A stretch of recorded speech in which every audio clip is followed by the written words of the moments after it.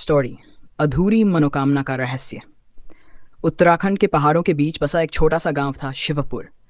गांव के बीचों बीच एक प्राचीन शिव मंदिर था, जिसके बारे में कहा जाता था कि वहां मांगी गई हर सच्ची मनोकामना पूरी होती है, लेकिन एक शर्त के साथ। लोग कहते थे, अगर मन साफ न हो तो वही मनोकामना इंसान के लिए मुसीबत बन जाती है। गांव में आर्व नाम का एक युवक रहता था। वह मेहनती था, लेकिन बहुत परेशान रहता था, क्योंकि उसके पिता बीमार थे और घर की हालत बहुत खराब थी। एक दिन उसने मंदिर जाकर भोलेनाथ से प्रार्थना की, हे भोलेनाथ, मेरे पिताजी ठीक हो जाएं, मैं कुछ भी करने को तैयार हूँ। मंदिर में अचानक तेज हवा चली, दीपक जोर जोर से जलने लगे। आर्व को लगा जैसे किसी ने उसकी बात सुन ली हो। अगले ही दिन उसके पिता की तबीयत अचानक सुधरने लगी। कुछ ही दिनों में वे पूरी तरह स्वस्थ हो गए। आर्व बेहद खुश था। उसे यकीन हो गया कि ये सब भोलेनाथ की कृपा है। लेकिन धीरे धीरे अजीब घटनाएं होने लगीं।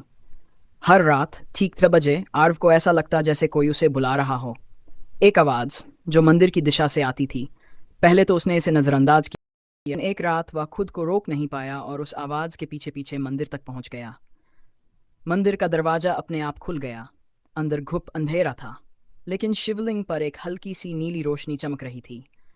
जैसे ही आर्व अंदर गया, पीछे से दरवाज़ा जोर से बंद हो गया। कौन है वहाँ? आर्व ने डरते हुए पूछा। तभी एक गूंजती हुई आवाज़ आई, तुमने जो मांगा था उसकी कीमत चुकानी होगी। आर्व का दिल जोर जोर से धड़कने लगा।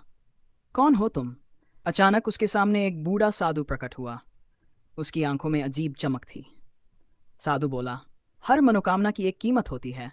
तुमने अपने पिता की जिंदगी मांगी, अब बदले में तुम्हें कुछ देना होगा। आर्व डर गया। मैं कुछ भी दूंगा, बस मेरे परिवार को कुछ मत करना।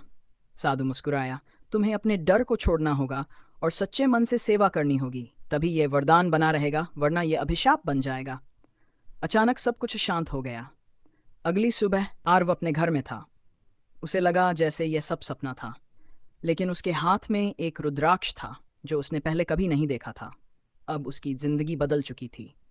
आर्व ने गांव के गरीब लोगों की मदद करना शुरू किया। वह रोज मंदिर जाता, साफ सफाई करता और बिना किसी स्वार्थ के सेवा करता। धीरे धीरे गांव में खुशहाली आने लगी। लेकिन एक दिन उसका मन डगमगाया। उसे लगा, मैं इतना सब कर रहा हूँ, फिर भी मेरे पास पैसा क्यों नहीं है। उस रात फिर वही आवाज़ आई, क्या तुम्हारा मन बदल गया है? आरव डर गया। उसे समझ आ गया कि यह परीक्षा है।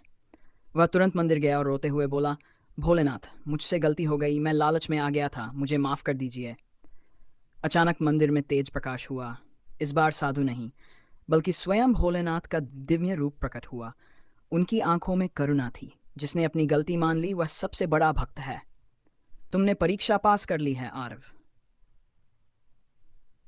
अगले ही दिन आरव की जिंदगी पूरी तरह बदल गई।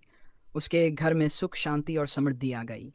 गांव के लोग कहते हैं वो मंदिर आज भी वहीं है और भोलेनाथ आज भी हर किसी की परीक्षा लेते हैं।